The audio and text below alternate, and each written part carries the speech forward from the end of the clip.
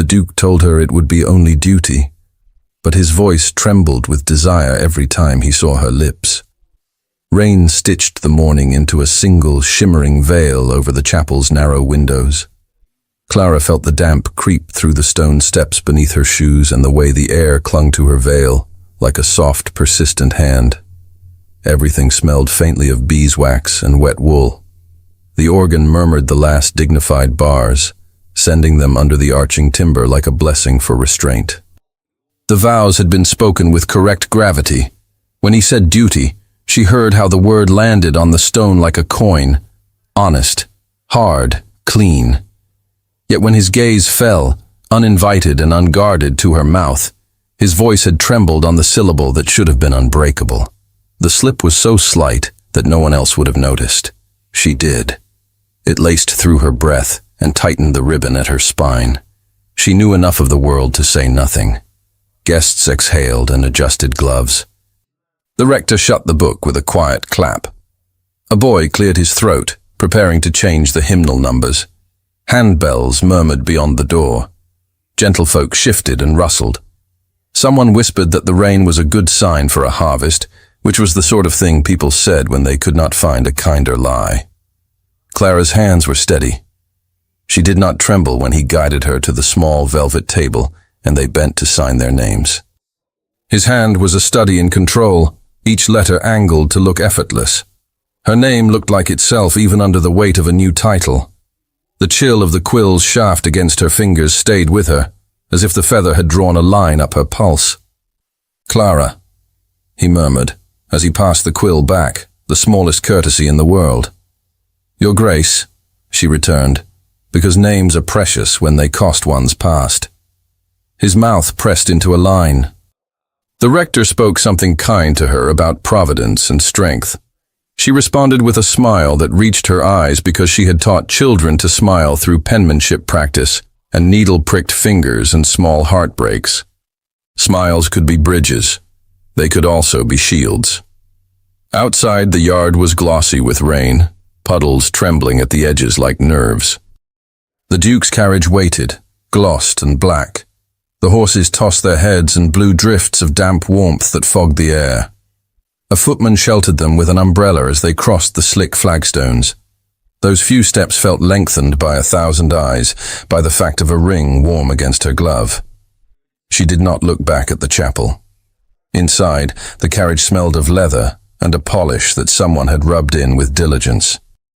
The windows turned the world into blurred watercolors, chimneys like patient sentries, a woman's shawl scarlet under the rain, a boy brazenly waving a damp newspaper at carriages 3 times his size. She sat opposite him, close enough to smell the cool starch of his linen, far enough to keep the shape of a line that both of them recognized and neither of them named. "Thank you," she said softly, because gratitude had to live somewhere, and because she would not pretend she did not know the measure of what had just been done for the sake of order. "For what?" His tone was unassailable. The carriage rocked, and their knees nearly touched. Nearly was its own weather. "For protection." The word had a taste to it she did not like, but she was old enough to choose what to swallow. His gaze flicked back to her mouth before he could stop it. "It was necessary." She nodded. "Kindness is rarely necessary." The carriage jolted, and her gloved hand slid on the seat. His hand shot out, a reflex old as any oath, and steadied her wrist. Heat ran under the kid leather, a simple human heat, precise and undeniable. He let go at once. The absence of his touch glowed, as if the spot remembered the shape of him. "Do you have a book?" he asked, as if they were 2 acquaintances at a long house party deciding how to pass a rainy hour. "In my reticule," she said. "But the light is poor," he agreed, and nothing else. They drove through streets she had walked in cheaper shoes, watching linen hung high to catch a weak sun, listening to the clatter of kettles from basement kitchens. Now gas lamps made the rain glow more beautifully than it deserved. She could not help thinking of laundry water and ink, and the small violet pressed between the pages of her poetry book at home. the one she had not dared bring today. It surprised her that she missed it, that a flower turned brittle in paper could feel like an anchor. "You dislike the damp," he said. "I was born to it." She turned her head to the blurred city, to the tailors folding dry goods away from splashes, to a maid balancing a pie on a cloth, careful as a priest at an altar. "You will not be troubled," he said. "I am not afraid of trouble." She let the smallest smile edge her mouth. He looked momentarily, inexplicably younger, as if the man who had spoken duty had startled himself by hearing that tone in her. The carriage slowed. The world squared itself neatly into stone and metal and expectation. Wessex House rose into view with its pale columns beading with rain, the steps wiped by a boy holding a rag with the solemnity of a soldier. Lions waited in iron along the balustrade. Windows shone like watchful eyes. The door opened not by magic, but by the invisible web of timing his butler managed like a conductor. He stepped out first, then offered his hand. She took it, feeling the damp on the back of her glove, the warmth in her palm. It was not sentiment to say she climbed into a new life. It was simply direction. The hall took her breath by being exactly what it was supposed to be. Black and white marble catching water droplets that servants erased as swiftly as they fell. Mirrors placed to remind those who entered that they were now doubled in scrutiny. The air bore the faint sweetness of beeswax and the warmer note of coal. At the end of the hall waited the dowager, upright like a fine clock, her face composed into something that closely resembled approval when seen at a distance. "Your Grace," Clara said, curtsying with the clean line she had taught children and practiced nights when no one could accuse her of rehearsing a future. "Clara." The dowager's voice took her name as if weighing its grain. "We shall receive the household." So they did. The housekeeper, with the measured hands of a woman who knew the count of every napkin in 3 houses. The butler, holding his back like a line laid with a rule, his eyes holding precisely the amount of warmth permitted to a man with keys to rooms and secrets. The steward, who wrote figures in his head as well as in ledgers. The scullery maid who had been scolded into saving smiles for private. Each came forward and made the speech that said both who they were and how they understood the order of things. Clara marked names as if she were memorizing a poem. Names were power. They were also respect. The Duke's presence beside her steadied the rhythm. He introduced no one. Introductions were not required here. His hand hovered once when she stepped onto a stair polished a little too bright by a too diligent boy. She felt his caution like a wire drawn tight between them. In a small anteroom, the nieces were presented, 2 identical faces parted only by a ribbon color they had been told a dozen times would help. They blinked, as if in bright sunlight. She was careful with her smile, careful with her body, careful not to kneel even when her heart did. The new title had made the old governess position hitch in the air between them. "We shall have lessons," she said to them, with a warmth she could not fake. "But not today." "Not today," one echoed gravely, as if committing it to memory for the day she would grow up and make gravity a habit.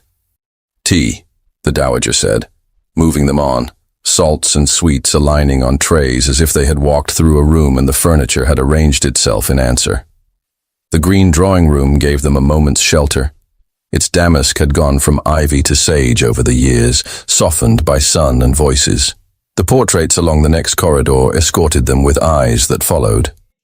A woman in pearls who had been loved too firmly by a painter. A man with a saber whose mouth said he had disliked the taste of war. The lineage watched, always. "Do you enjoy verses?" the dowager asked, pouring precisely, the way one pours when one has filled pitchers through famine and feast. "When they have room to breathe," Clara said. "Room." The elder woman nodded once, a movement so small it might have been a trick of light. "There will be no coddling." "I expect none." "Then we understand each other."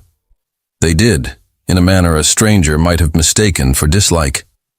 On the way back through the corridor, the Duke paused before a square of canvas where a woman's hand lay on a book's open page, the edge of a pressed something peeking out like an afterthought. The painter had caught the exact look of someone preparing to close the cover and commit something to a long quiet. "You like that one," Clara said, because she had watched him watching. "It is accurate," he said. "To what?" "To the moment before a thing becomes permanent." He moved on before she could reply. The dowager's steps set their cadence. Servants opened doors and shut them with hands that looked calm only because they had been trained to display calm.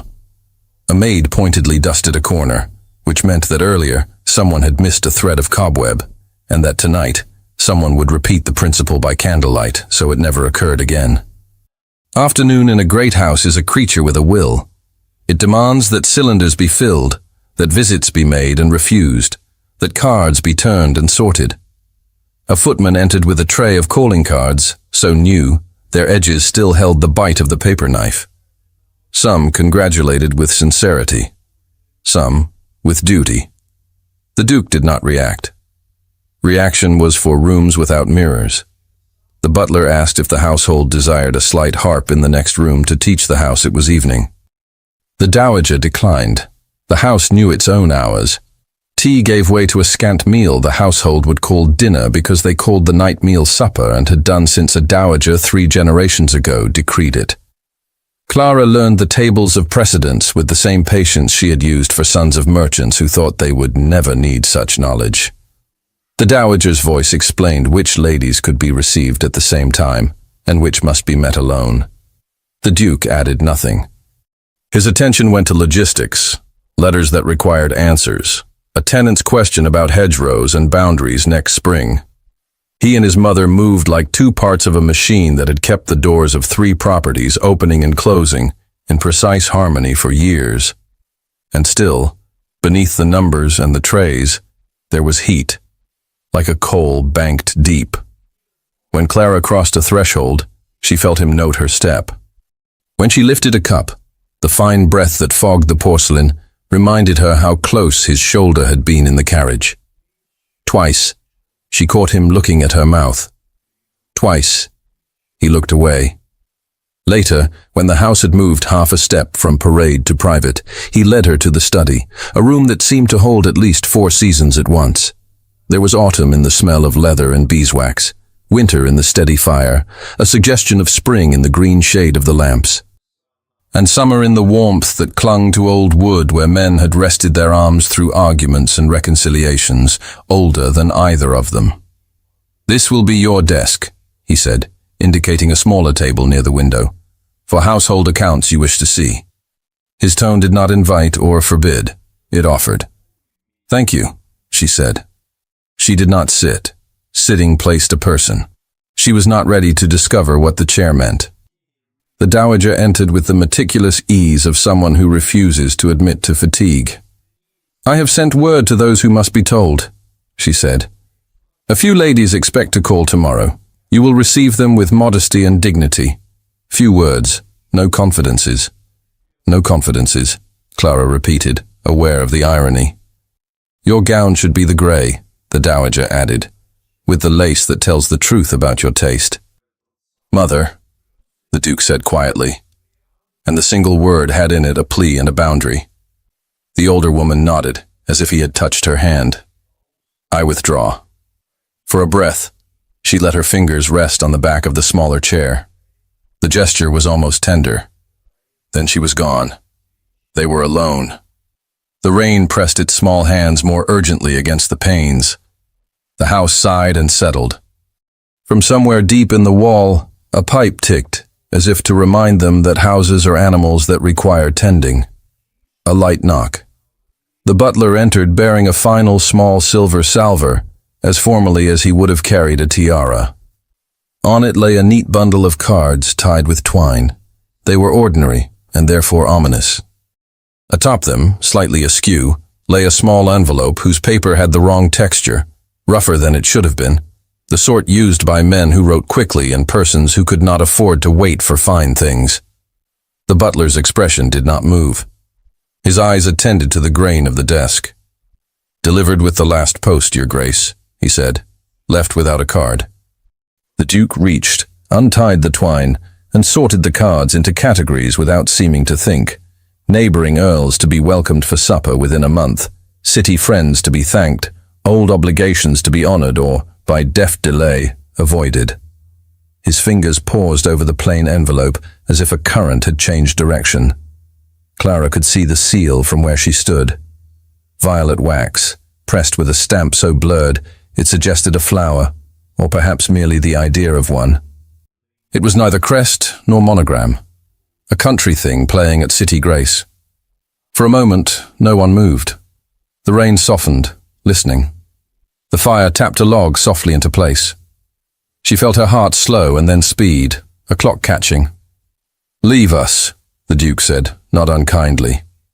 The door closed with a softness that meant the butler was choosing to protect his household from the knowledge of his household. The air looked, for one breath, like glass. "Strange choice of wax," the Duke said, almost conversational, as if naming the color gave it less power. "Perhaps the sender hoped to be mistaken for what they are not," she said. "Or hoped to be remembered." "Which is worse?" she asked. He looked at her mouth again.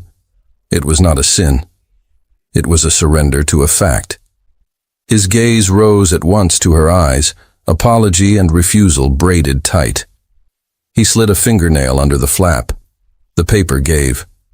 He turned the envelope over in his hands, as carelessly as one might turn a coin, as carefully as one might cradle a faith.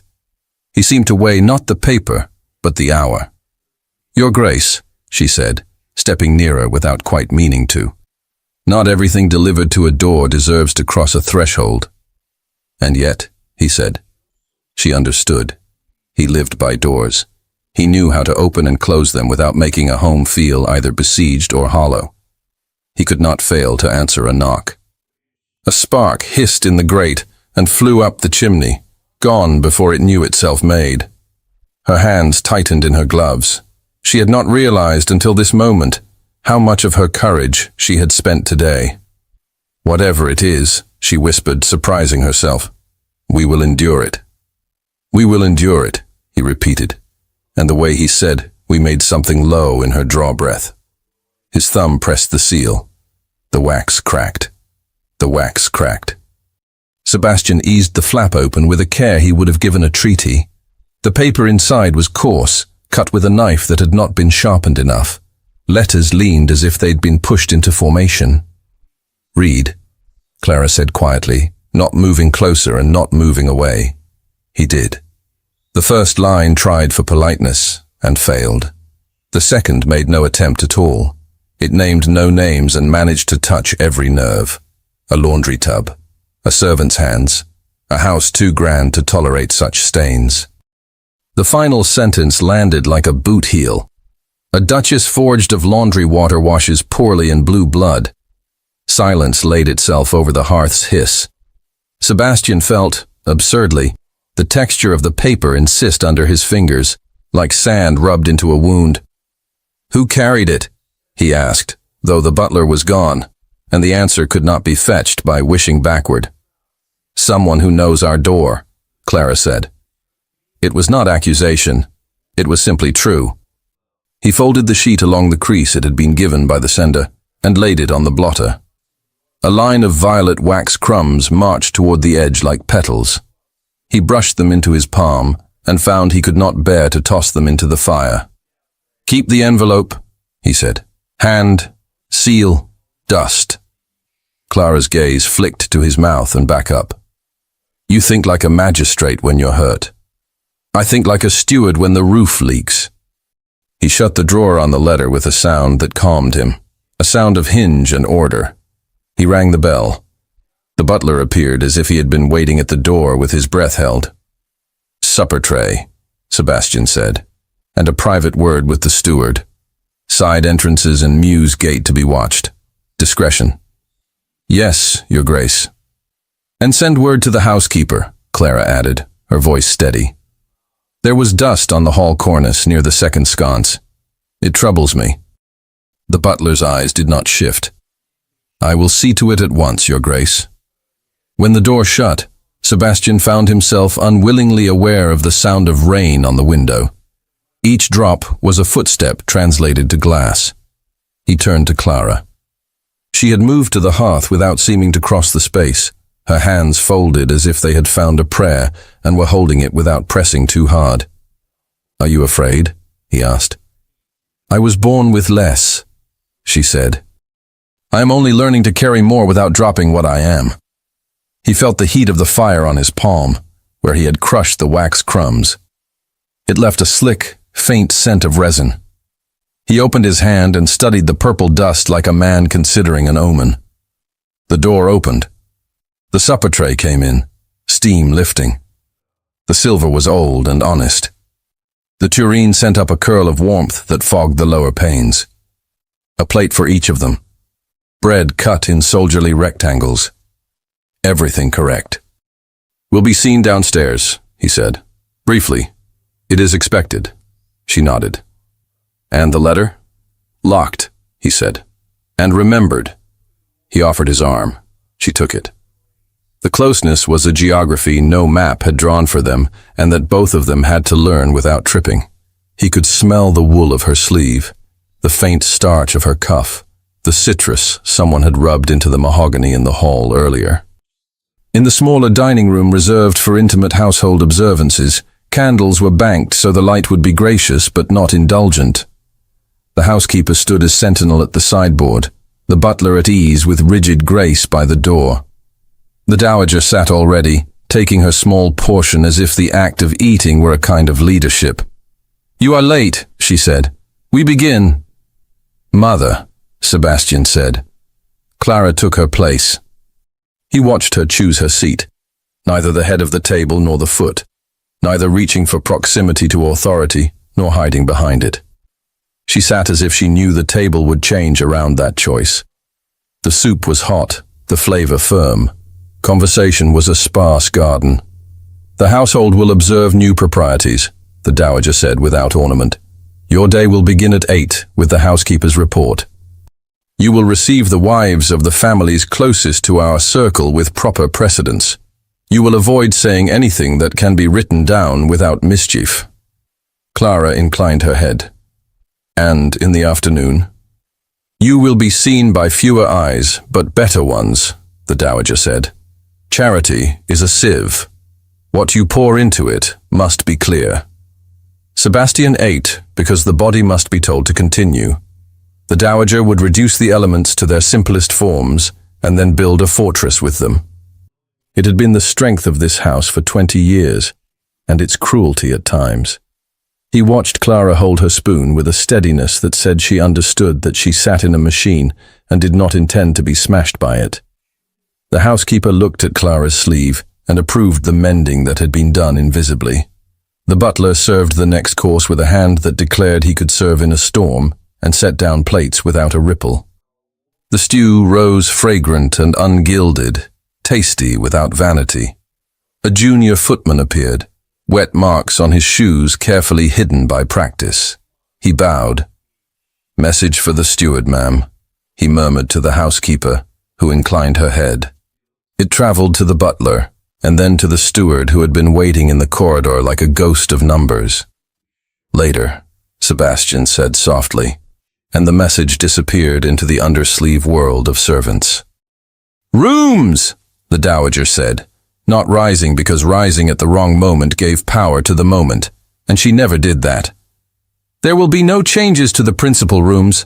Small adjustments for comfort may be discussed with the housekeeper and me. No indulgence to feel." Clara's mouth edged.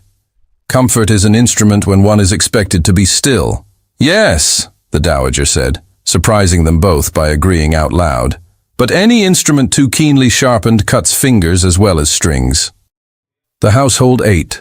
The household did not overhear.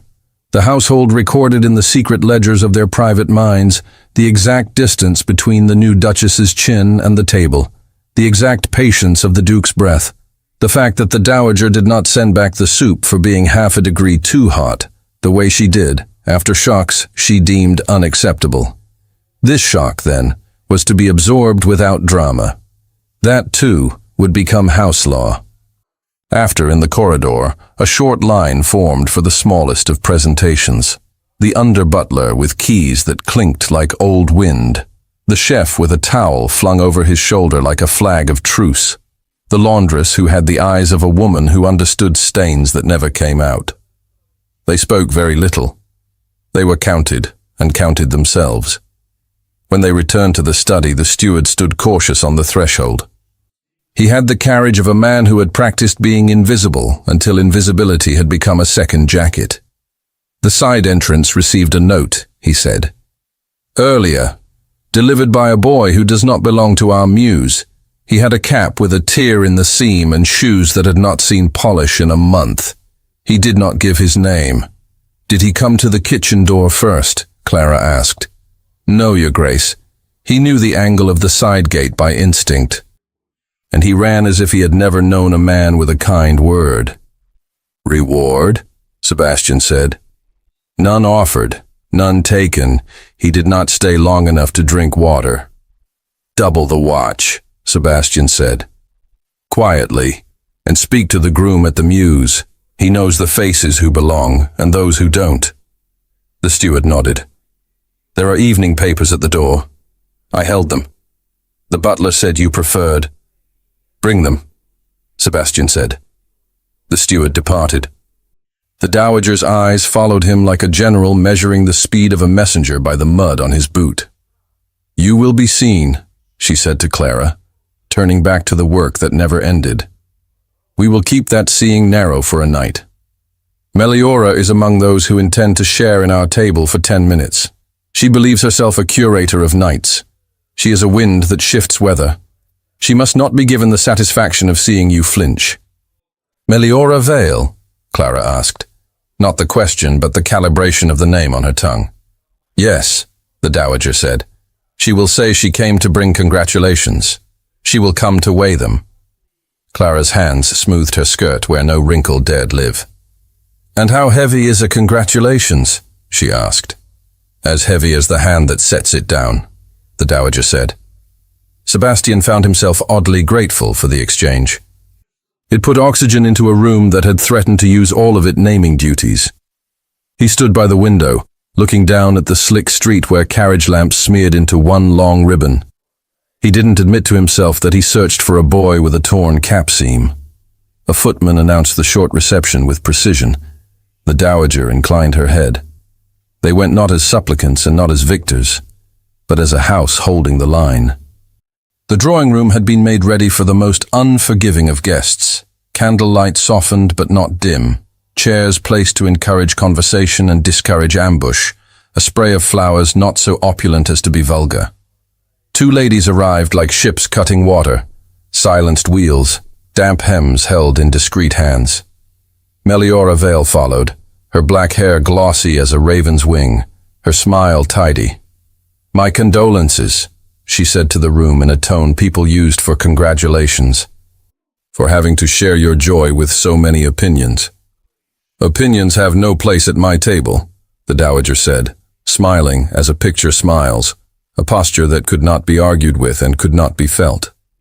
Then I shall eat standing, Meliora said lightly. Her eyes lifted to Clara's face, and held there with interest that did not imagine itself malicious. Your Grace, I admired your composure under a hat brim soaking through. Rain teaches one not to fear small discomforts, Clara said. And a hat brim is only a brim. Meliora laughed. It was a real sound. It had made friends in rooms where pretense and wit bought more than candles did. Practicality is the sweetest sin. London forgives very little. It forgives practicality when it is accompanied by beauty. This room is fortunate. Sebastian watched the exchange with the attention he reserved for discussions that looked trifling and were not. He did not intervene. He had learned early that a man who spoke to fill air often found himself repairing his own sentences later. A tray arrived with champagne. The bubbles climbed as if they believed glass was heaven. Meliora accepted a glass, set it down without sipping, and turned her gaze, his gaze, the household's gaze, to the small table near the window where he had put aside the stack of evening papers when he first came in from supper. Do we still print poetry in this city? She asked no one, and everyone. Or have we moved on to the prose of endurance? We print what sells, the Dowager said, "and endurance does not sell." Meliora's mouth tipped. "Not until it becomes legend." Clara stood without fidgeting. She understood what the other woman was offering, the chance to be found insufficient. She declined the invitation. "Legends are work done after the day's work," she said. "Then let us make a short legend of this evening," Meliora said briskly. "Is there a piano? I promise not to ask for a performance. I only need to see that one exists." "There is music in the next room," the Dowager said. "I am relieved. Houses without instruments are ill." Meliora let her eyes wander to the portraits, to the old canvas where a woman's hand rested on a book with a pressed secret in it. She missed nothing. It was her profession. The minutes arranged themselves obediently into 10 and then let themselves be released. The other lady murmured the proper lines about weather, the future, the past lodged in the present's teeth. Meliora accepted a biscuit, broke it in half, and did not eat either half. She left when the Dowager chose to open the door by placing her hand on the knob with the right amount of pressure. A house chooses the end of a reception, or it is overrun. In the corridor, the butler almost covered the small frown that pulled at his mouth. Almost. He lifted the bundle of evening papers with a careful hand and met Sebastian's eye the way a second would meet the eyes of a man about to fight for the rules of engagement. "In the study," Sebastian said. "Yes, Your Grace." They returned to the room that had waited for them with its own patience. The steward handed over the papers tied with string. Water had found the edges. Ink had begun to soften, as if the ideas were not firm enough to withstand weather. "Shall we?" Clara asked, coming to stand on the other side of the desk. "Allow me," Sebastian said. He reached for the string and unlooped it with a motion that bit into his fingertips. He had been chewed on by this city before. It had not left marks where anyone could see. That did not mean they were gone. He lifted the top paper. The masthead wore its respectable serif like a laurel wreath. He turned to the second page. He saw it before he read it. The column that wasn't a column, placed where all eyes would fall after politics and before advertisements. No signature. The paragraphs blacked in with a hand he had seen before, though not literally. It was a tone with a street and a chandelier inside it. He read. Clara did not breathe. The Dowager did not sit. The butler, when he had delivered the bundle, had retreated the regulation 3 steps and closed the door with a courtesy that would have permitted armor to be donned in private. "A grand house in Belgravia," the first line said. "A wedding arranged with more speed than most can draw breath. A bride whose education took place under other roofs than those built by dukes." He read farther. The words did not print her name, but printed her story in a shade that would not wash out easily. There was a phrase here, clearly designed to be cooed in drawing rooms, "workhouse-born duchess." There was a rumor placed like a needle in a cushion, an indiscretion predating the ceremony. The writer left room for deniability with exact care. There was no kindness. There was only skill. Clara said, "Do you recognize the hand that fed this mouth?" He kept his eyes on the paper, because lifting them would make him break something he could not glue back. "Hand, no. Appetite, yes." "Can it be starved?" she asked. "Yes," he said. "By allowing it no food we do not prepare." The Dowager moved as if to speak and then did not. She watched the way her son held the paper, how his fingers whitened only when the article touched on household preparedness, as if the insult to his stewardship were the insult he could not forgive. She shifted her weight in the smallest way, and a carriage groaned to a halt outside as if the city were answering the tilt of her body. Sebastian turned the page and his thumb slid through a line of damp ink. It smeared. He stood very still, ink now a black shine on his skin, like a vow that would not wash away quickly. "Mother," he said without looking up. "Who calls at this hour?" The corridor carried sound with eager efficiency. The Dowager's door opened. Footsteps approached, unhurried and unstoppable. The rain sharpened and then hushed, the way an audience settles. A door knocker sounded once, twice, a third time, each measured beat declaring itself a visit, not a raid. Sebastian lifted his eyes to the door of the study as the handle turned, and the hall's cooler air slid into the room, and in that breath-wide gap between hinge and threshold, he understood that whoever had come would change the shape of the next sentence. The handle turned. Sebastian kept the paper steady in his hand. The ink shone wetly on his thumb, a dark crescent. The butler's measured voice preceded the man it contained. Lord Halford. Halford entered with Rain on his coat shoulders and an expression arranged for family concern. He bowed to the dowager, a fractional degree deeper to the duke, and let his gaze flick to Clara's face as if he were noting the weather. I came at once, he said. I hoped the papers would be a poor joke. They are not. Nor is this house, the dowager said. Close the door, Mr. Ellery. The door sighed shut. The house's breath changed. Halford advanced, removing a flattened packet from inside his coat. He laid it on the desk with the consideration one uses for an inconvenient heirloom. I found this among some old correspondence, he said, sent to me by a mutual acquaintance of the late Mrs. Strathmore's household. You remember, Aunt? She employed Miss Hartwell, beg pardon, the Duchess, in those years before her talents were recognized. The reference is unusual. Clara did not move closer. Sebastian stepped forward until the line between them and the desk narrowed to a point. He lifted the sheet. Familiar handwriting met him. Meticulous, firm, hers. The letter praised character and habit, careful to a fault. It lacked an original signature. At the bottom, the neat line of her name, drawn in her own hand. The author was dead, Halford said, gentle. A sad thing, but rules are rules. An unsigned reference is no reference at all. A copied reference is cheating. Clara's voice was very soft. It is copying if one is told to copy. It is forgery if one invents. Halford spread his hands. We must all hope to hear exactly that from the late scholar's lips. Sebastian gripped the paper. He could feel ridiculous detail, the cheapness of the stock. He could hear the angry speed of his own blood. What do you want, Halford? He asked. From you? Prudence. Halford's smile did not quite reach his eyes. From the house?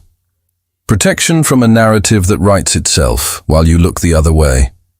There is appetite for stories about sudden marriages and governesses turned duchesses. Appetite in Parliament. Appetite in drawing rooms that instruct Parliament how to feel. I say this without malice. I am your cousin. The dowager's gaze was blade smooth.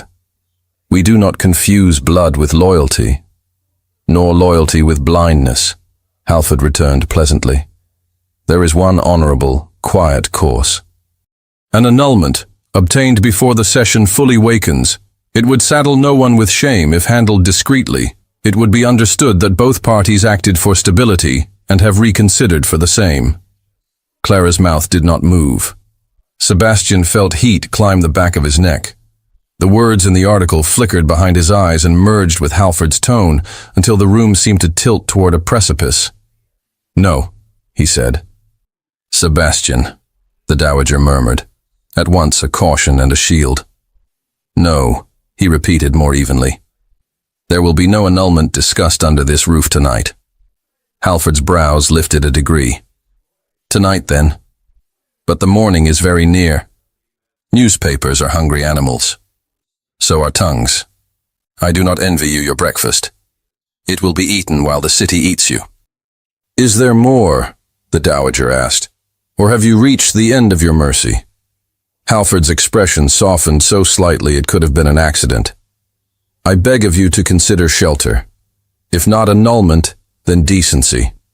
Send the lady to Blackwater Hall for some days. Sea air, no callers, less bait. Clara looked at Sebastian. He felt the look.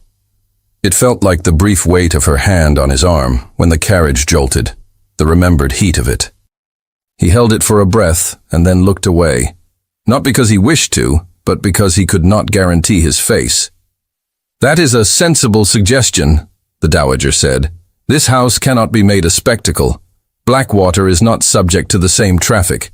Mr. Ellery," she said, raising her voice the smallest necessary amount, "we will need arrangements. The morning train to the coast, a chaise from the station, a maid and a companion." "Yes, Your Grace." "Sir," Sebastian said without turning his head, "see that they have sufficient comfort without ornament." Halford's gaze returned to Clara like a polite knife. "You understand this is not exile. It is prudence. You will be safer where the salt air rubs rumor thin." "Rumor," Clara said, "is contrary. It fattens on fresh air." "Then we must starve it," Sebastian said without humor. Halford inclined his head. "I am relieved to hear you speak of starving anything." "You have delivered what you came to deliver," the dowager said. "You will excuse us." Halford smiled. "I love this house. I would not see its windows broken for the sake of a misplaced kindness." He bowed himself out with a clock's honesty. The door shut on the precise rhythm of his leaving. Silence opened its hands. The dowager exhaled in a way that acknowledged neither defeat nor victory, only work. "Invitations," she said. "We will rescind tomorrow's, quietly. The butler will make apologies to those who can forgive them. You will send notes to those who cannot, and look them in the eye at the next opportunity. We hold steady eyes. That is all a house can do when it cannot sweep a street." "Mother," Sebastian said, "an annulment will not be spoken of again." "You have my answer," she said, meeting him, "and my obedience. I will not propose it again. I will merely say to you both, there is a little window. We move through it, or it closes and we learn how to breathe in different air. Now, the country." Clara found herself nodding before her mind filled the gesture with thought. "I will go in the morning." "Not alone," the dowager said. "Ellen will attend you. She is self-effacing and impermeable. The companion will suffice to discourage whispers that you have been thrown from a carriage while it still moved." Sebastian straightened the paper on the desk with an attention that threatened to make it split. He could not look at Clara and say what the decision doing its best to call itself a strategy was doing to his bones. "There will be books," he said, and winced inwardly at the irrelevance. Clara's mouth was tender around a smile that did not get born. "There are always books in Dorset." "You will not be lonely," he said, knowing it was untrue because houses had signatures, and this one would write itself on her, absent or not. "I have been lonely before," she said, without self-pity. "It did not kill me." He had no answer that did not break the rules he had set for himself this morning when he spoke duty and felt his own voice tremble. He reached across the desk for the stack of cards to occupy his hands and found, already on the blotter, a small scatter of violet wax crumbs. He gathered them, meaning to throw them into the fire. His palm did not open. "Mr. Ellery," the dowager said through the door without bothering to ring, because sometimes a house must hear its mistress command without ceremony. "Inform those who require it of a postponement.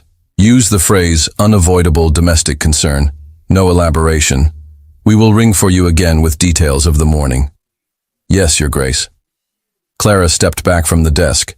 She looked at the locked drawer, then at his hand. She drew a small breath, as if to memorize the smell of beeswax, coal smoke, rain, and something warmer she refused to name. Her eyes returned to his. They held calmly, the way a woman holds the reins of a steady animal, while thunder tries to make it remember it is a creature of fear. "I will pack," she said. The word made something in him plead. He did not let it out. "I will see you to the station." The dowager did not object. She did not look pleased. She expected it. Expectation was the shape her love took when the world was watching. Clara turned to go. At the door she halted, as if a thought had only then placed itself within reach. She went back to the desk without apology.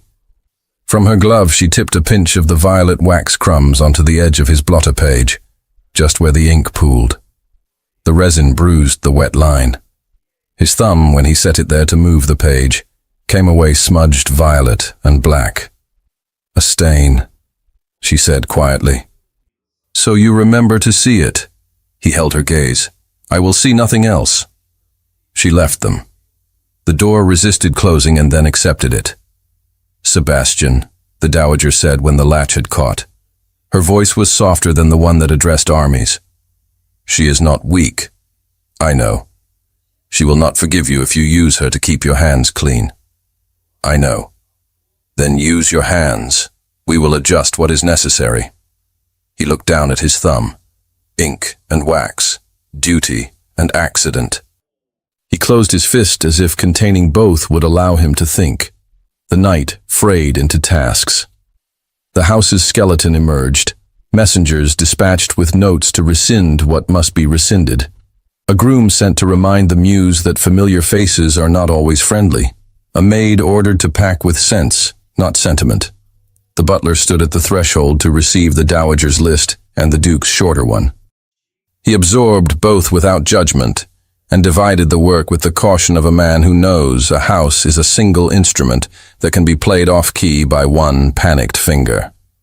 The study's fire settled to a heart. Sebastian stood by it until the skin on his face stung. He had made decisions constant with the man he had declared himself to be at the altar. The part of him that had trembled at a woman's mouth beat its fists against a door he had locked a long time ago. He slept not at all.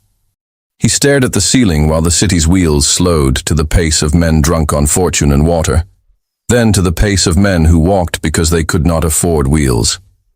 Dawn blued. The house woke for travel. He waited in the hall with his coat open and his hat in his hand. The stairs echoed once and then again as the maid brought down Clara's valise and then Ellen's. Ellen herself did not creak more than a hinge. Her face was practical, her cap strings tied with military competence. Clara came last. She wore the grey the dowager had recommended. It turned her into a slate the world could attempt to write on and failed to, because the chalk would not catch. He saw, absurdly, the place where a ribbon had been retied on her glove. One loop sat higher than the other. He wanted his hands on it. You will send for anything you lack, he said. I lack nothing I cannot carry, she said. The dowager descended with the unhurried steadiness of someone who had long ago taught gravity to respect her. She pressed a small leather purse into Clara's hand. For practicality, she said, as if the word could be mistaken for affection by anyone listening, and as if Clara would hear both meanings correctly. They went out under a sky that had the grey honesty of tin. The carriage lamps wore halos. The steps were dry, the boy with the rag having polished rain away, as if he could polish news out of existence. In the street, other carriages yawned into motion. Somewhere a hawker lifted a voice too early for decency. They rode in the close silence that had always been civil between them, and had never been comfortable. When the carriage jolted over a rut, her shoulder brushed his, and then retreated. He spoke because silence would burn. You will write to the nieces. It will mean something to them. They will not know how to ask for it. I will write, she said. Children read absence as fault. I will not let them make that mistake. He looked out at the city retreating to the pace of a heartbeat. He could not say what pressed up behind his teeth. The station rose around them with iron that looked monumental and smelled of oil. Steam vented like an animal that had been caught and trained to pull weight in exchange for food. The platform bustled. Porters threaded impossible gaps as if guided by a telegraph that only they heard. He bought the tickets. He arranged the private compartment. He counted without looking like a man who counted, to see where eyes fell and who carried a paper. Ellen saw to the valise and the hamper. The dowager stood beside Clara and did not touch her. The absence of touch made its own statement. When you are ready, he said. I am ready, she said, and stepped up into a carriage that had not been built to let one feel like a duchess or like a laundress, only like a body moving from one place to another under the guardianship of steel and timetable. He took the seat opposite her because that was where the rules placed him. The dowager took the forward-facing seat beside Clara. Ellen made herself disappear. The whistle blew. The station gave them its long goodbye. The train gathered will and then used it. Fields unrolled. Hedge-sliced acres, brown to green to brown again. Sheep that moved as if they belonged to the weather more than to men. Small stations lifting hats to no one in particular. Inside, a basket yielded apples, which rolled, and sandwiches, which did not. They ate, because the body must be told to continue. He watched her hands break bread, and thought of vows spoken without trembling, except in one place. "Do you read on trains?" he asked, and wished he had asked something else. "When the track is smooth," she said, and looked at the window and its reflection of her face hovering over hedgerows. "I will send books," he said, "to Blackwater." She turned her head, the movement small and deliberate. "Then I will send you thanks." The city unstitched itself from them without ceremony. The fields sewed themselves to the sky with thread the color of salt. When the sea's breath entered the carriage, it was like a message in a tongue that remembered older promises than marriage. At the coastal station, the wind found their coats as if it had been waiting, and the scent of tar and wet rope stepped between their words. A post-chaise waited with wheels that had been oiled for exactly this sort of day. The driver nodded the number of times a driver nods when paid in advance. They climbed in. The road to Blackwater narrowed into lanes disciplined by hedges cut squarely by men who believed the old shapes were best.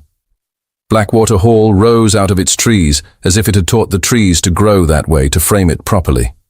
Its stone had taken storms and not complained. Windows kept their dignity in salt wind. The door opened and the steward of the house, this house's steward, not the one in London, bowed with relief, poorly disguised as protocol. "Welcome, Your Grace," he said to Clara. "Welcome home," he said to the Duke, then adjusted, hearing what he had said. "Forgive me." "Your instinct is not wrong," Clara said gently. "Thank you." They crossed the threshold. The hall smelled of old fires and damp wool and something faintly chalky from the cliffs. Footmen took the valises as if they had been practicing taking these exact valises for a month. The housekeeper, different from London's but cut from the same durable cloth, assured the dowager that rooms were aired and coal buckets full, linen, fresh, bells, temperate. Ellen went to see where a kettle would boil. The dowager went to see where her standards could be hung. Sebastian stood in the hall that had once held schoolroom laughter at precise hours, and the muffled scuff of children told to remove muddy shoes before the schoolroom saw them. He remembered, too late and too vividly, Clara with a slate at a small table, the exact way she had corrected a crooked S and praised a brave, ugly B. The memory made a fist of his ribs. "I'll walk the garden," Clara said softly. "Only a moment." "Take your shawl," the dowager said. Clara stepped out into air that wanted everything. It pressed the smell of salt and growth at her. The kitchen garden's gravel path anchored her feet. The yews made tall corridors that disciplined the sky. Beyond, the sea remade itself every moment and never looked different. Voices carried over the low wall. The vicar's round vowels and the schoolmaster's thin, careful ones bent through the wind. "Lady Vale's gala tomorrow," the vicar said. Words tumbled and then caught by a gust. "Crowded it will be, not for the canvases, no, but for the listening. Halford thinks to bring his paper. The one he says proves a forgery. He believes the room will do half his work for him." "Shame," the schoolmaster said. "True or false, both wear the same dress at a distance." "At a distance," the vicar agreed. "And from a dais." Clara's fingers tightened in the shawl.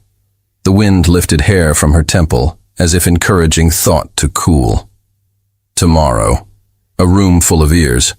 A paper in Halford's hand or another man's, it hardly mattered. A story that would be told as if it had been true, because rooms forgave being wrong if they had been entertained. She went back inside with the sea on her skin. She did not speak of the vicar to the dowager, who had the tiredness of a woman who measures miles in questions asked and answered in the same hour. She walked a small corridor she had known well. A door to the old schoolroom opened on air that remembered chalk dust and overturned chairs hastily righted. She stood very still, and then crossed to the low cupboard where she had once kept objects that became lessons when the hour needed to be shaped. The cupboard door stuck, resisted, and then surrendered with a small, pained sound. Inside, wrapped in oiled cloth, lay a packet whose folded edges knew her mentor's hand better than they knew the hands that had neglected to send it on. The hand on the address had the flourish of someone who had never learned to fear his own pen. The date sitting in the corner belonged to a year that was gone, and yet the seal still smiled, unbroken, plain, a wafer with the color of old bone. She sat at the table. She set the packet before her as if it might rise of its own will. The window clicked. The casement had been left more carelessly latched than the housekeeper would have permitted, if she'd already made her rounds.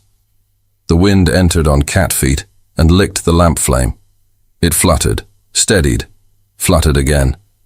Clara placed her thumb against the seal as the light shuddered, and everything in the little room seemed to wait for the sound the paper would make when it tore. The seal gave with a dry sigh.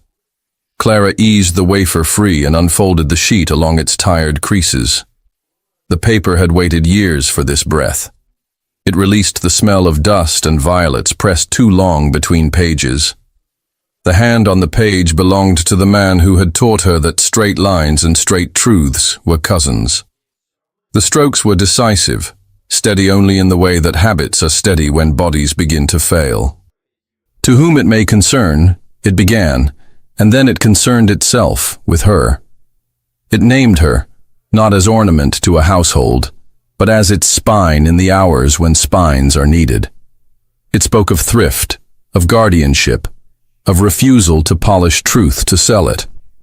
It added a necessary, merciful paragraph, that by reason of an illness growing worse, the writer had required that Miss Hartwell copy the reference in her own hand at his dictation, that he would forward the signed original by separate post to the mistress of the house, whose verbal acknowledgement had been received, this last underlined in a way that made his failing hand look suddenly young. The date sat in the corner like a witness. The postmark had never done its duty. The lamp flame dipped. The wind found the gap in the casement and pressed one light note against the glass, like a finger asking for entry. Clara set a palm flat on the page, as if to keep it in place against any draught or doubt. She read the last line again, the one that named her integrity as a fact so plain it did not require ornament. It landed in her chest like a warm stone. She rose and carried the letter to the small cedar-lined box the housekeeper had always used for schoolroom valuables. Slates that had survived falls, a coin saved to buy a new map, the paper crown a girl had folded stubbornly well. The box smelled of the unfinished wood of childhood. She set the letter inside, just to feel the safety of a lid, then lifted it out again because hiding truth was not what it was for. Thunder began speaking in the bones of the house. Footmen in the distance thumped stair treads with sand snakes and piled draft stoppers against doors. The head coachman's voice floated from the yard, a low order about roof lines and latches. The sea, which had never cared about inland storms, learned their rhythm and matched it, hitting the cliffs harder because it could. Ellen appeared in the doorway, cap strings damp from a run to the kettle. "Shall I ask for more lamps, Your Grace?" "Only one more," Clara said. "Set it on the hearth table." She smoothed the letter once with her palm, as if it were a child's hair, and let breath leave her. She thought of the kitchen garden gravel still on the hems of her skirt, and of words carried over a low wall. Tomorrow. A room that would listen the way a storm listens for a house that will fall. She tucked the letter into her folio, then into the pocket of her gown. A pocket is meant for bread, a handkerchief, a key. Tonight it held a thing that could change the shape of a morning.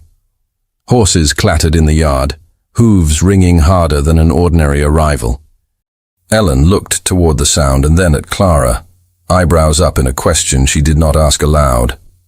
"Go," Clara said gently. "They will need hands." She stood in the schoolroom as the storm moved through the corridors, shaking door frames and making portraits murmur.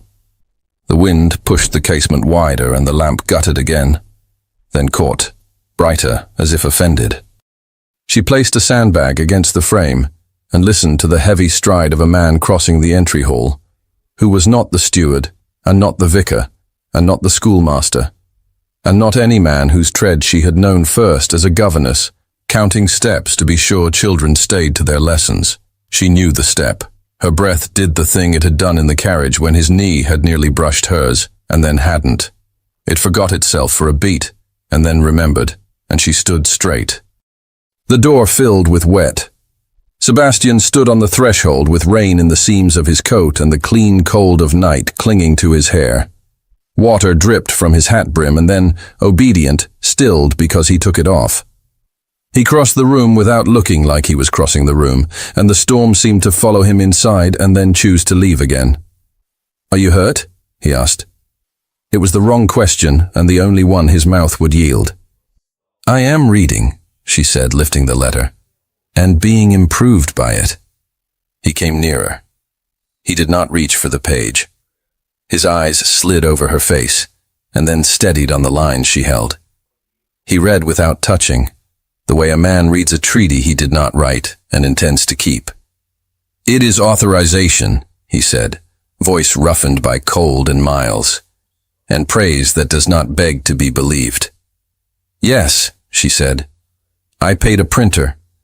It came out like a confession to a priest who would not be surprised. To hold a second edition back. Not forever. Enough to give me hours to set something in place. "The solicitor?" she asked, as neutrally as a woman asking whether rain would last until noon. "Wrote him before I left town. He will collect statements. From the mistress who received the signed original. From the clerk who posted it. From anyone whose ink can correct a page that has already been dirtied." "Thank you," she said, and meant the two words as if they had more on their backs than ordinary courtesy. He looked at the letter again. "It was waiting for you to open it." "I know," she said. She let herself add, "I am surprised by how often salvation looks like paper." A sound moved through the house that was neither thunder nor sea. It was the steady approach of a woman who never arrived in pieces. The dowager entered with damp on the hem of her traveling cloak, her hair still in flight from the wind. She did not waste breath on the storm. "You crossed the country in this," Sebastian said. "Did you imagine I would leave a house to walk itself through a night such as this?" she said calmly, and then her gaze fell to the page in Clara's hand. She did not reach. She let Clara offer it. Clara did. The dowager held it near the lamp and read with a small vertical line appearing between her brows exactly when a line required it. She finished, lifted her eyes, and looked precisely at Clara. "This will do." It was as close to praise as she had given anyone in a decade. "It will do if it is used," Clara said. "There is a difference." "We will use it," Sebastian said. The dowager shrugged out of her cloak and placed it on the back of a chair, as if taking off armor for a bowl of stew. "Lady Vale's gala will have more ears than most clubs," she said. "Halford is not an idiot. He will bring tainted paper and let the room make sauce of it." Her mouth hardened a fraction. "We will bring clean paper and read aloud." Sebastian glanced at Clara. His wet lashes made his eyes look younger, not softer. "You want spectacle," he said to his mother. "I want clarity," she said. "This house survives on it. I will not allow grease in our gears." Clara touched the edge of the letter with a finger. "I will write something," she said, and her voice lay down on the air with a strange peace. "A statement, not prose enough to be sold. Enough for those who will go looking for a woman to blame. They will not find the house. They will find me." "No," Sebastian said too quickly. "Yes," the dowager said at the same time, and then stopped herself. "No," she amended, surprising herself and them. "You will not write to satisfy other people's hunger. You will write to say what is true because we cannot afford to let the lie live without a neighbor. But you will not take the house's sins onto your back. We have our own backs." "I will say I copied under instruction," Clara said. I will say the oversight of the signature was administrative, not moral. I will say what is human. Sebastian scrubbed a hand over his jaw and then lowered it when he remembered Rain. You will not say you deceived anyone. I will say I did not, she returned. You should not have to say it for me. The dowager's gaze traveled from one face to the other, registering weather. She opened a small reticule she had tied under her cloak and drew out a folded square of linen. My mother's, she said, holding the handkerchief out. It was old, well laundering having scrubbed it nearly translucent. Tiny violets ran along the border, worked by hands patient enough to mirror leaves without counting. For the pocket that carries your paper. Clara took it as if it were a chalice. The linen was cool and smelled faintly of lavender that had lived in drawers for years. She folded it over the letter and tucked both into the folio. The dowager's hand paused in the air for a moment longer than habit demanded, then withdrew, as if a piece of furniture had been moved to reveal a place where sunlight had always fallen, but dust had kept it secret. Sit, the dowager said briskly. Both of you. There is meat left from dinner. The fire is sound. The roof obeys us tonight. We will put the plan in order. They sat by the hearth as the storm tested the windows and failed to find a way in. The heat on Clara's shins made her aware of how cold the rest of her was. Sebastian removed his coat and laid it to steam on a chair back. He sat with the posture of a man who has learned how to keep his torso still while his head plans, the way generals read maps and men in crowded houses think of privacy by letting breath go quiet. Vale will have a clerk, the dowager said. They always have clerks when the night requires more than wine. We will allow a copy to be made. The original will return to us. The clerk will carry the copy into rooms where rumors roost. The copy will not blush. It will do more good than any private assurance we can issue. I will read it, Sebastian said. Clara swallowed. Should you? It explains my hand. It explains my care, he said, and my failure to prevent your pain. I will not put you between yourself and every mouth in London, and then stand in the back of the room to evaluate your diction. She did not speak. He became acutely aware of the warmth of the fire on his palms. He turned them toward it, then toward her, 1/2 degree. He looked at her mouth and found it was not a weakness. It was a compass. Say what is true, the dowager said, drawing them back into the room. Do not dress truth in unnecessary buttons. We cannot afford to fumble with them when the hour comes. Clara took the writing board from the schoolroom cupboard. The board still had knife marks in it where small hands had carved letters when slate could not satisfy. She sat with a quill and a bottle of ink the color of good boots. She dipped, shook, began. In the lamplight, her hand found a pace that made words neither eager nor afraid. I copied under instruction, she wrote. The author's authorization is enclosed. The signature was sent separately, received, and acknowledged. The loss of the unity of the papers is the kind of human oversight that embarrasses good households more than bad ones because good households cannot bear it. I did not deceive. I would rather scrub a floor than stain a name. She paused.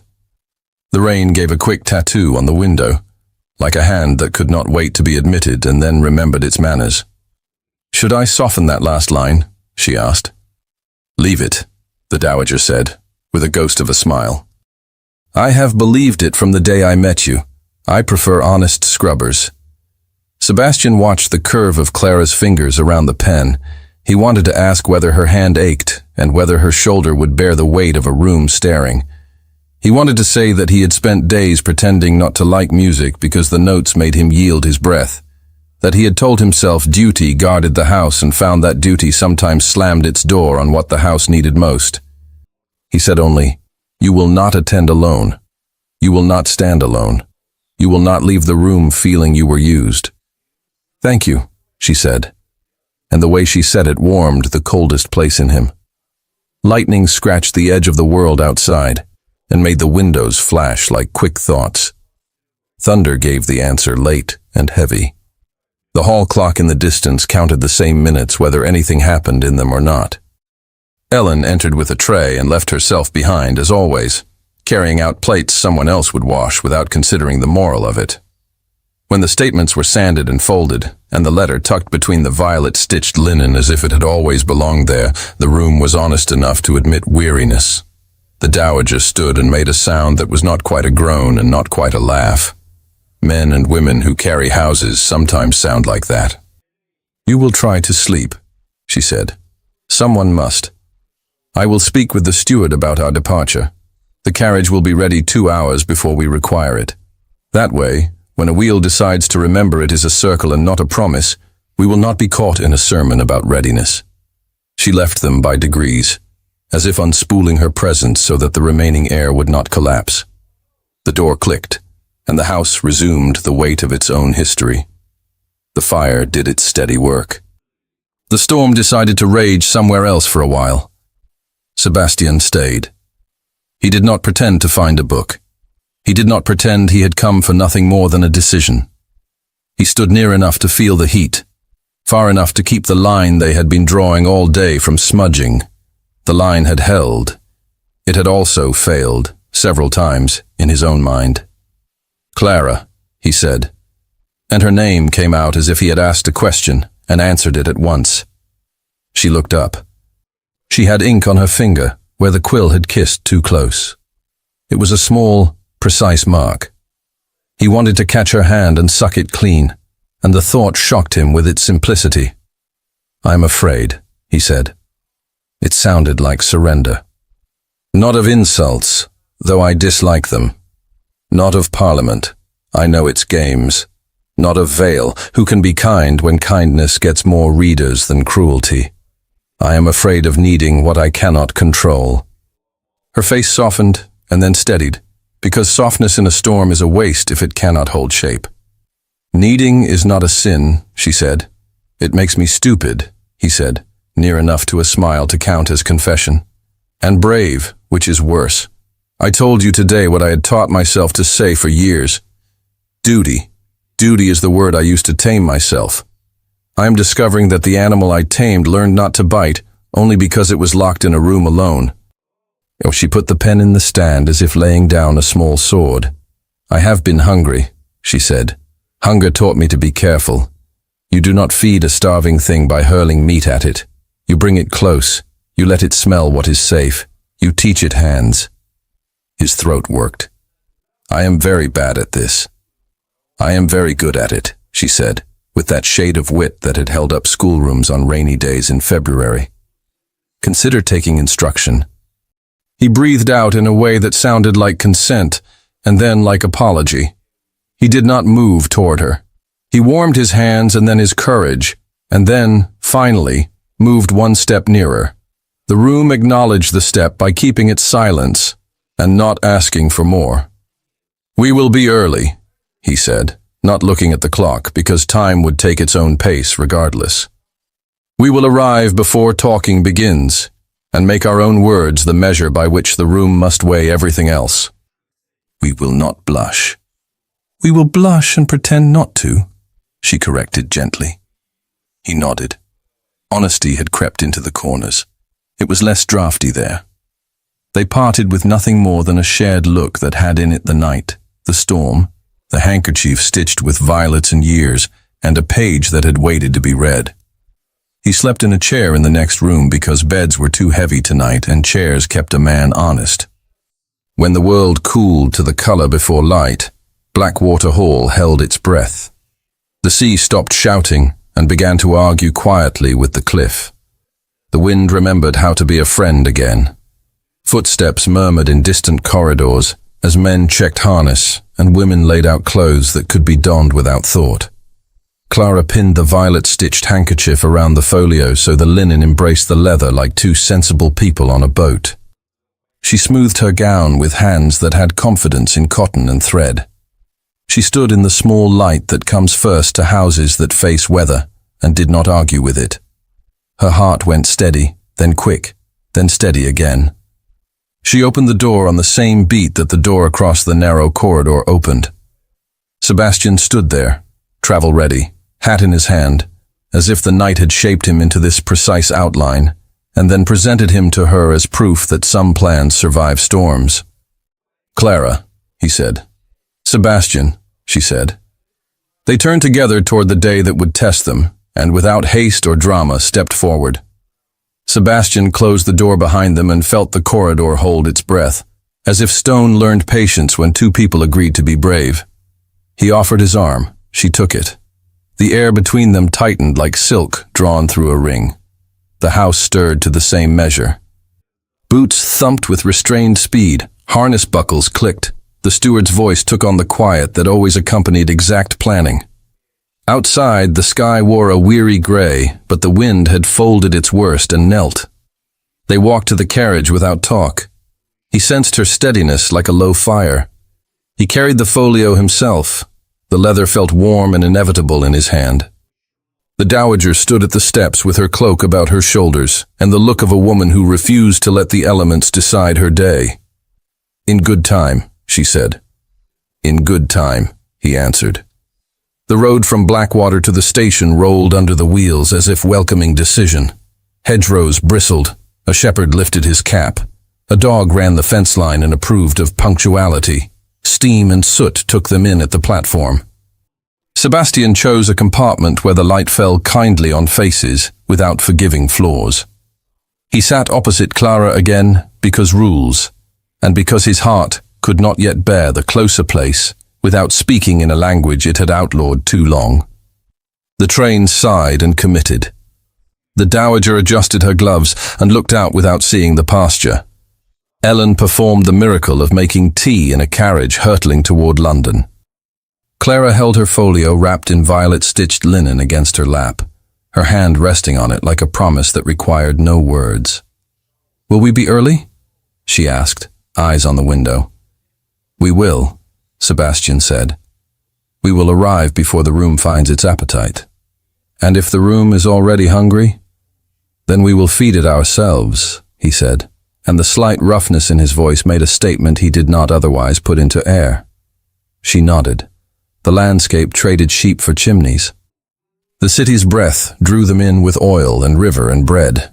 Wessex House received them with efficient gratitude. The dowager vanished into her discipline.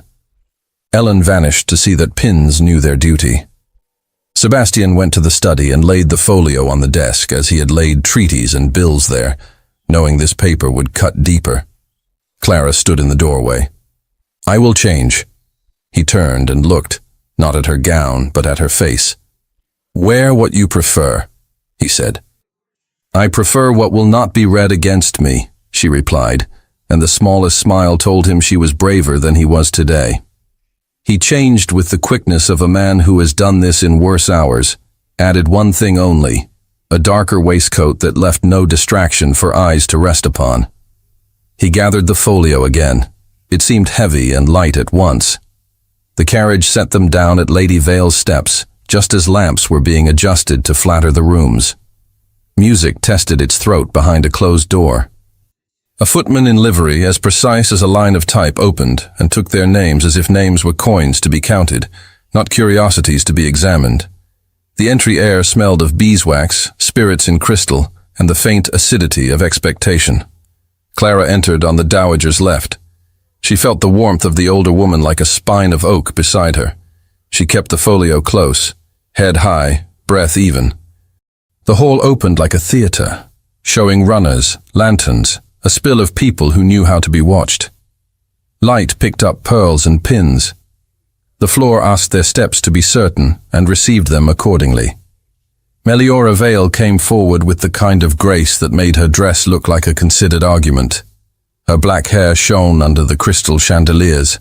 Her mouth held amusement on a leash. "Your Grace," she said to the dowager, acknowledging authority before turning to Clara. "Your Grace," she said again, the second title softer, like a syllable smoothed by the tongue. "Lady Vale," Clara said. She did not dip. She did not bow. She let the shape of her voice carry both gratitude and caution. "Your arrival improves my acoustics," Vale replied. "Some nights require more listening than others. Tonight, it seems, the walls themselves have ears." "They will be offered something worth hearing," the dowager said. And worth repeating, Vale amended. Come. I have arranged a space where words can be gathered without being lost to the corners. Clara moved through the room beside Sebastian, aware of eyes that did not pretend not to look. The portrait of herself they were painting as she passed would be adjusted by what they heard. That knowledge steadied her more than it shook her. She kept her gaze on humane things, the smudge left by a florist on a vase, the slight stagger of a chair leg mended well but not perfectly, the way light glanced off a woman's ring as she hid her hand in her shawl. Lord Halford materialized like a man built from murmurs. His expression balanced pity and prudence on a blade. Cousin, he said to Sebastian low, a generous knight to show resolve. Resolve does not require generosity, Sebastian said. It does when it hopes to be loved, Halford returned, glancing at Clara's folio as if he could see through linen. Clara met his eyes. You brought a paper, she said, and a room to read it for you. I brought care, he said, smiling, for a dynasty. Dynasties die of care more often than knives, the dowager said without heat. You will forgive me if I decline your medicine. Clara's heart thrummed. She felt the gallop and made it slow by will. She looked to Sebastian's hand on the folio. His fingers curved, not as around a weapon, but around a vow. She drew breath and let it out. Lady Vale, he said. His voice carried in a room tuned to hear him whether it wished to or not. I beg the room's attention. The strings in the other chamber fell quiet. The grumble of gossip stilled like a kettle lifted from the hob. People turned their heads always so slightly, the way a field of wheat takes wind.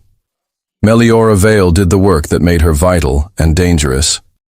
She rose from hearing to hosting. Friends, she said to the air she could shape.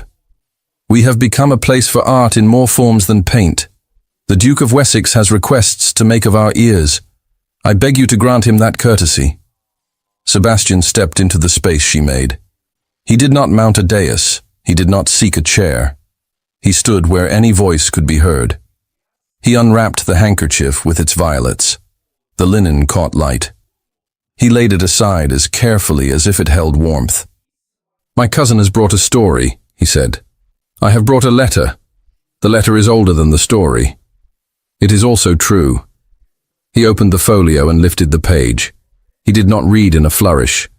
He read as he would in his own study at a table that had long ago learned not to be impressed.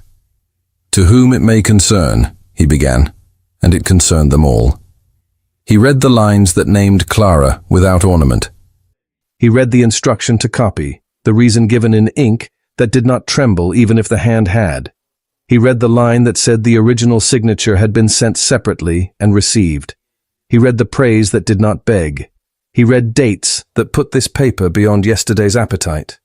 He lowered the page. The room did not applaud. It breathed. The kind of breath that suggests ribs are loosening after a binding. Lord Halford's smile held. It cost him more to keep it. Authorization can be manufactured, he said softly to a cluster that had hoped for more entertainment. Not this one, Meliora Vale said, just as softly, which in this room became louder. My clerk will copy the letter after we have all had eyes on it. The copy will go where truth goes when it needs to be seen by more than one staircase.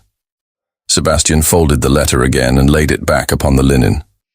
He looked at Clara as if the room were a much smaller place, like a schoolroom, like a carriage, like the space between one person's courage and another's. This marriage was made for duty, he said. He did not raise his voice. I said so where it mattered. I do not recant because the word is uglier now than it was yesterday. I say only that duty brought me to a woman whose integrity exceeds any title I can bestow, and tonight I choose my fate with her openly. A murmur threaded the edges. It did not sound like dissent. It sounded like curtains opening. He turned to her in the same movement and offered his hand. It was not a flourish. It was an addition to the sentence he had just spoken. Dance with me, he said. It was not a question that expected a refusal. It was a question that invited her to declare herself. Clara stepped into the space with him. The first waltz had already begun and then stopped. Now it began again, as if the musicians had merely been practicing until the right bodies stood ready. The room widened and narrowed in pleasing alternation, the way rooms do when they approve. "Are you prepared to be watched?" Sebastian asked under the music. "I have been watched all my life," she answered. "I am ready to be seen." His hand found the small of her back with a care that made the hand feel like thought, not possession. She rested her gloved fingers against his shoulder. The hush that followed was not a silence. It was attention given in good faith. They turned. They stepped. The floor held. The music laced around them as if a tailor with excellent habits had been given their breath as cloth. He looked at her mouth and did not look away. She met his gaze without pity. "What do you need?" she asked, voice low. "To say that I love you without making it a weapon or a shield," he said. "Then say it as a tool," she returned. "We have work." "I love you," he said, and it felt like laying down something heavy that had been mistaken for virtue. "I love you," she said back, not because the room would reward it, but because the words were tired of waiting. They turned again. The world steadied around their declaration like a compass finding north. The dowager, standing where light could mistake sternness for devotion, allowed her mouth to ease by a fraction. She did not clap. She approved. Meliora Vale watched with the look of a woman who had just gained a better story than the one she had hoped for. She touched the arm of her clerk. "Copy every stroke," she said. "Everything. The letter and the change of air." Lord Halford stood among persons who began, in the smallest ways, to turn their shoulders away from him. It did not happen in dramatics. A gentleman looked beyond him, then past him. A lady found reason to adjust her shawl in the other direction. He felt it. He disliked it. He smiled more brightly than he wished. When the dance concluded, there was no burst of noise. There was a recalibration. People found they did not have to choose a smoother cruelty when a plain kindness stood ready. A path formed not through censure, but through the goodwill that follows clarity at a reasonable hour. The dowager approached Clara with the quiet that coatrooms envy. In her palm lay a brooch, small, old, violets picked out in amethysts, whose modesty was more persuasive than greater jewels. "My mother wore this when she wished to say less and be understood more," she said. "I offer it to you if you will have it. I expect to see it worn without apology." Clara felt the cool metal settle into her hand, like a lesson finished. "Thank you," she said. She did not add anything that would be printed. The dowager nodded. The brooch passed, an old vow remade without words. Meliora Vale raised her glass. "To truth told in the nick of time," she said, not loudly, and the room found an excuse to sip. Sebastian guided Clara from the floor as one guides someone away from a cliff, not because the view is poor, but because footing is treacherous. He did not rush. He did not pretend the room would not continue to take and make from their evening. He let the house swallow them at its own measure. "Will you leave?" he asked, meaning the room, the scrutiny. "When you do," she said, "we came together." They did. The carriage closed on them and left the brilliant house with its polished ears to retell the night. London's cold pressed through the window glass.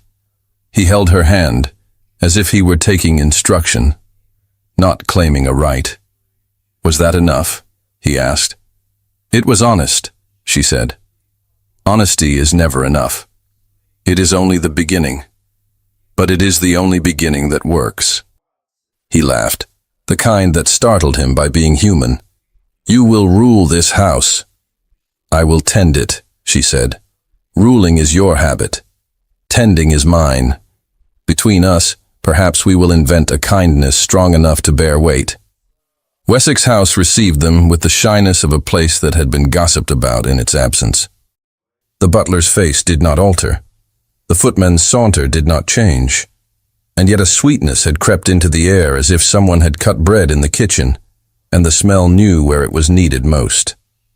In the study, the fire he had ordered banked before they left had remembered their return. It warmed their calves and made the leather chairs look as if they had been recently spoken to. He laid the folio on the desk and untied the violet-stitched linen with a care that had more to do with her than with paper. He returned the letter to its sheath and set his hand atop it for a resting breath. She drifted to the shelves and found the copy of Tennyson she had touched first as a governess, and now as something else.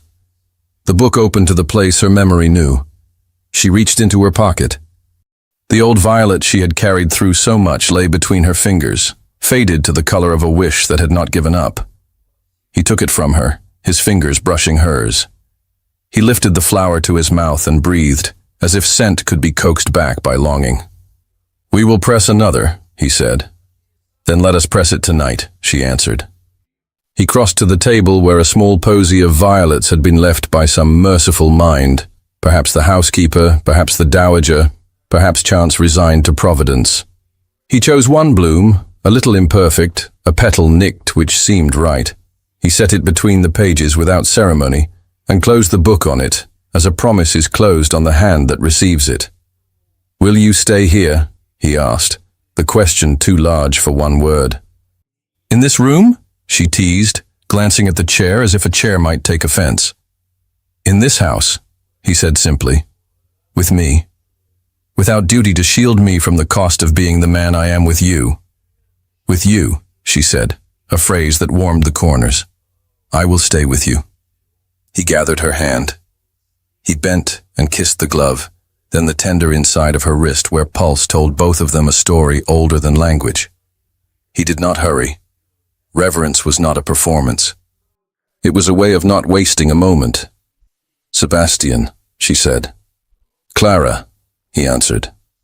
They stood in their study while London thought its loud thoughts elsewhere. The room breathed with them. The violet inside the book settled to its new purpose. The letter rested. The brooch caught the firelight and made a violet star where it lay on the table, waiting for address tomorrow. He reached for her cheek with a hand he had used for signatures and reins and 1,000 orders. It seemed to him useful at last. She leaned into it. Their mouths met without haste, the sort of meeting that people mistake for decorum when it is discipline, and mistake for discipline when it is devotion. He drew back first because he wanted the sight of her astonishment more than the taste of it. He drew back second because her eyes thanked him for something she had not known she had wanted exactly this way. "I will not be clever about you," he said. "I have been clever for years. I am tired of it." "Then be true," she said. "It is harder. It is also kinder." He smiled. It looked like a man who remembered music after deciding to pretend he was deaf. "Teach me," he whispered. "I will," she promised, and the promise had the gravity of vows and the lightness of laughter waiting at the edges. They sat, not because fatigue demanded it, but because chairs were made to hold two people who had stopped running. The fire lowered itself by degrees. The house ticked. The city knocked and was not admitted. Outside, the rain had wandered away. The lamps on the opposite pavement wore halos for nobody. Had anyone looked up, they would have seen in one high window a glow that said a house was awake not for fear, but for joy. Within, a duke and a duchess placed a violet in a book and let silence do the rest. Thank you so much for listening to this story all the way to the end. We hope it moved you as much as it moved us while telling it. We'd love to hear your thoughts. Leave us a comment telling us where you're listening from and what you liked the most. Rate this story from 0 to 10. What score would you give it? If you enjoyed this story, don't forget to subscribe to the channel and leave a like as a show of support. That really motivates us to keep creating and sharing more stories full of emotion and life lessons. And before we go, we want to remind you that an exciting and heartwarming story recommendation will appear on the final screen. If you'd like to enjoy it, just click on the video. Thank you once again for being here, and we'll see you in the next story.